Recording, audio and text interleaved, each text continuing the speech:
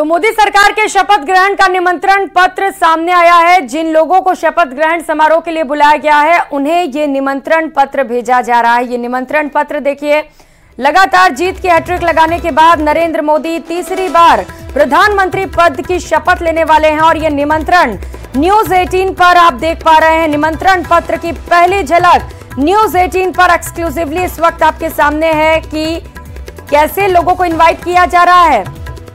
ये देखिए, भारत के प्रधानमंत्री, एक हिंदी में निमंत्रण पत्र छापा गया और एक इंग्लिश में भी है। कुछ लोगों को हिंदी में न्योता दिया जा रहा है, कुछ लोगों को इंग्लिश में इनवाइट किया जा रहा है, क्योंकि विदेश से भी खास मेहमानों का डेलीगेट्स भारत आ रहा है प्रधानमंत्री के शपथ ग्रहण के लिए और इसे भव्य बनाने की तैयारियां लगातार जारी है।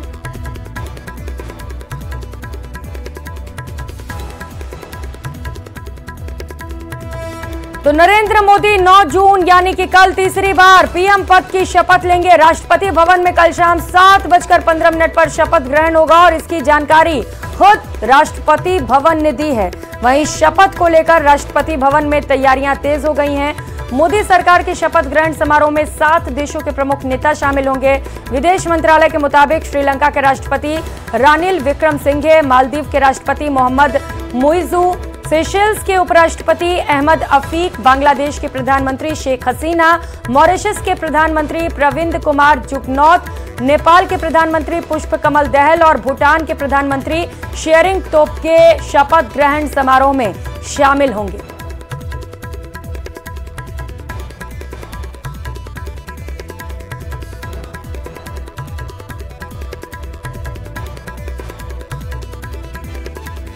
प्रधानमंत्री 9 जून को शाम को इसी वक्त 6 से 7 के बीच में अपने मंत्रिपरिषद के सहयोगियों के साथ शपथ लेंगे। लेकिन इस वक्त हम आपको एक्सक्लूसिव तस्वीरें दिखाते हैं।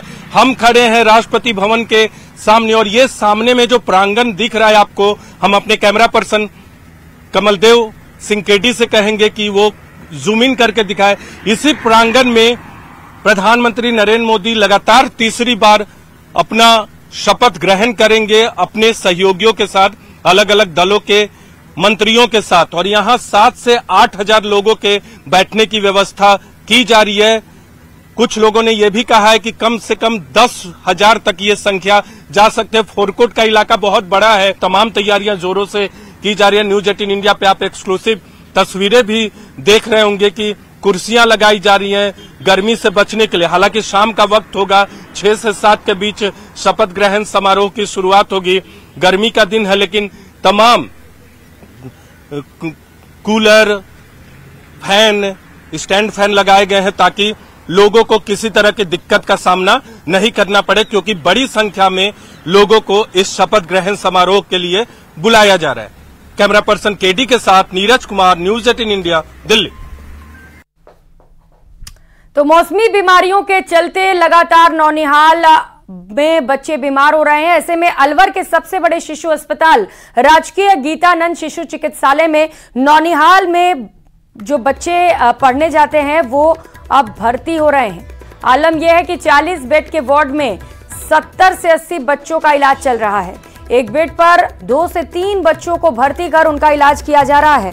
बता दें कि भीषण गर्मी में लगातार बीमार बच्चों का आंकड़ा बढ़ रहा है। पिछले माह की ओपीडी में 14,599 बच्चों का इलाज किया गया था, तो वहीं आईपीडी में 1,682 बच्चों का इलाज किया गया। अस्पताल में रोजाना 40 से 50 बच्चे वहां पर पहुंच रहे हैं और उनका इलाज किया जा रहा है। उससे पीड़िया है कि लीवर पे इन्फेक्शन है और कई बीमारी है, उल्टी दस्त भी है उसके। तो एक बेड पे 2 मरीज लेटे हुए हैं और कंप्यूटर देख भी रहे, पर डैडी जो कोई पता, हमको तो बाहर ही रहते हैं। तो वहीं बालोतरा जिले के सिवाना थाना क्षेत्र के जामनगर अमृतसर एक्सप्रेसवे पर भीषण सड़क हादसे में एक शख्स की मौत हो गई, जबकि दूसरा युवक गंभीर रूप से घायल हो गया। मौके पर पहुंची पुलिस ने घायल को बालोतरा जिला अस्पताल में भर्ती करवाया। पुलिस के मुताबिक हादसा ओवरटेक करने के दौरान हुआ। ट्रक को ओवरटेक करने के दौरान ट्रेलर अनियंत्रित होकर आगे चल रहे ट्रक में जा घुसा। हादसा इतना भीषण था कि ट्रेलर का अगला हिस्सा ट्रक में फंस गया और इसके चलते ट्रक खलासी गजानंद की मौके पर ही दर्दनाक मौत हो गई। वहीं ट्रक चालक प्रहलाद गंभीर रूप से घायल है। पुलिस ने स्थानीय लोगों के सहयोग से जेसीबी मशीन की मदद से ट्रेलर के अगले हिस्से को तोड़कर मृतक के शव को कड़ी मशक्कत के बाद बाहर निकाला। और खबरों में आगे बढ़ेंगे। दिल्ली मुंबई एक्सप्रेसवे पर शनिवार को हादसा हो गया। सुबह सोमाडा गांव के पास नींद की झपकी आने से कार पलट गई। इसमें एक ही परिवार के 5 लोग घायल हो गए। उन्हें उपचार के लिए जिला अस्पताल दौसा में भर्ती कराया गया है। वहीं हादसे में गंभीर रूप से घायल 2 लोगों को जयपुर रेफर किया गया। बांदीकुई थाने के सब इंस्पेक्टर भरत लाल ने बताया कि गुजरात के पालनपुर निवासी एक परिवार के 5 लोग शनिवार सुबह दिल्ली से जयपुर की ओर जा रहे थे और इसी दौरान कार चालक को नींद की झपकी आने से सुबह करीब 6 बजे कार सोमाडा गांव के पास पलटकर डिवाइडर के बीच में आ गई। इस दौरान डिवाइडर के समीप लगे लोहे की रेलिंग कार के बोनट में आर पार कर गई और इस घटना में कार सवार 5 लोग घायल हो गए।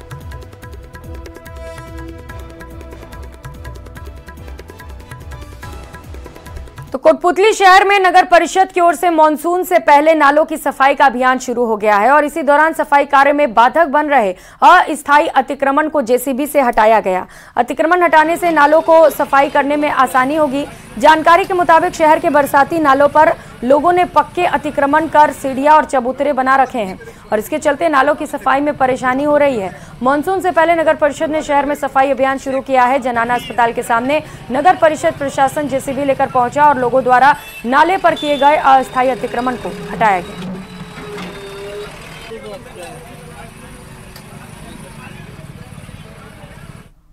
और अब खबर बाड़मेर से है, जहां सड़क हादसे में 10 लोग घायल हो गए। घटना धोरी मन्ना थाना क्षेत्र की है। मिठड़ा गांव के कवास बारातियों से भरी कैंपर गाड़ी जा रही थी जो रोडवेज की मिनी ट्रक से टकरा गई। इससे कैंपर में सवार 10 बाराती गंभीर रूप से घायल हो गए। घायलों को निजी वाहनों से बाड़मेर के राजकीय अस्पताल में भर्ती करवाया गया। सभी घायलों की स्थिति स्थिर है। क्षतिग्रस्त वाहनों को सड़क मार्ग से हटाकर आवागमन शुरू करवाया गया।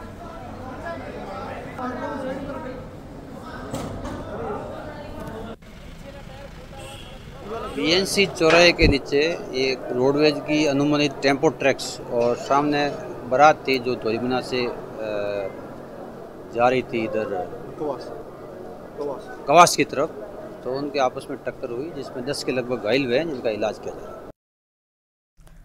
तो वही अजमेर के नसीराबाद क्षेत्र में असामाजिक तत्वों ने माहौल बिगाड़ने की कोशिश की। असामाजिक तत्वों ने सदर बाजार स्थित हनुमान मंदिर की प्रतिमा को खंडित कर दिया, जिससे स्थानीय लोगों में आक्रोश है।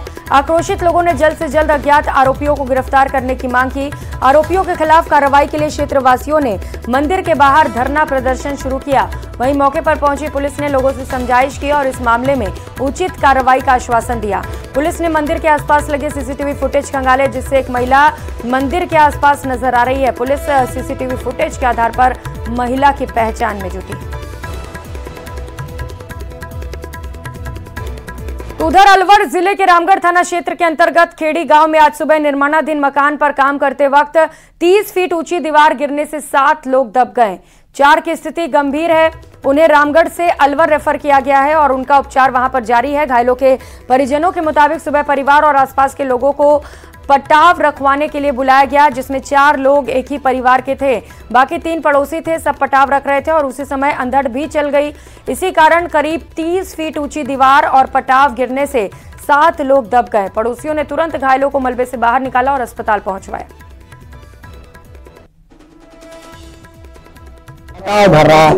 पटाव भरने के बाद में टेक दिया पटाव, जब एक पूरी दीवार गिर गई टावर के नीचे। नया मकान बना रहे? हाँ, नया मकान बनाया ऊपर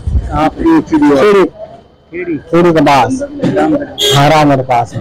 मिल के पटाव चल रहा था मकान पे। हाँ, तो पटाव चढ़ रहा था तो कुछ लोग ऊपर थे, पट्टी चढ़ा रहे थे, तो एकदम हवा के झोंके से पट्टियों के ऊपर दीवार गिरी, दीवार से फिर पटाव टूट के नीचे दब गया।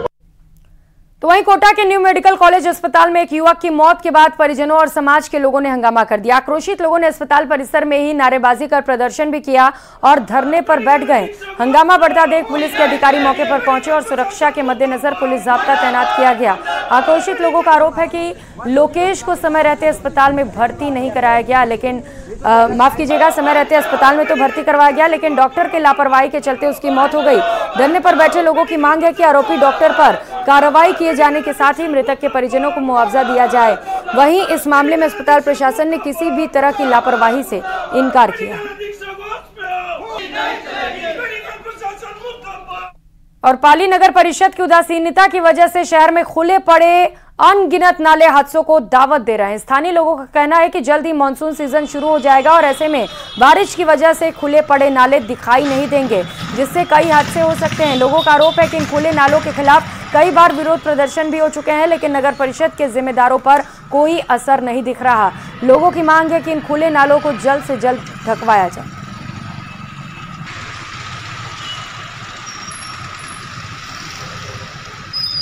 पाली की सड़क, मेन सड़क ये सामने दिख रहे जो मेन खड्डे इतने बड़े खड्डे कभी भी आता होता है, किसी भी टाइम आता होता है। मेन रोड की हालत, गले की हालत और भी बदतर है। बढ़िया है, या तो सड़कें तोड़ दो या सड़कें सुधार दो। आदमी की जान की वैल्यू जानवर के बराबर होगी है पाली में। नगर परिषद पूरी तरह से 100% फेल है, कोई समस्या का समाधान नहीं हो रहा है। तो वही चित्तौड़गढ़ में महेश जयंती महोत्सव के मौके पर साड़ी वॉकथॉन का आयोजन किया गया, जो लोगों के लिए आकर्षण का केंद्र रहा। शहर के पद्मिनी पार्क से साड़ी वॉकथॉन शुरू हुआ, जिससे महिलाएं सभी एक ही रंग की साड़ी में वॉक करते हुए युवा पीढ़ी को हिंदू संस्कृति में साड़ी का महत्व बताते हुए चल रही थी। महिलाएं रानी लक्ष्मीबाई, मीराबाई, पन्नाधाय, रानी पद्मिनी समेत अलग अलग प्रकार की संजीव रूपों में तैयार होकर वॉकथॉन में शामिल हुई। वॉकथॉन शहर के विभिन्न मार्गों से होते हुए खरडेश्वर महादेव मंदिर पहुंचकर खत्म हुआ।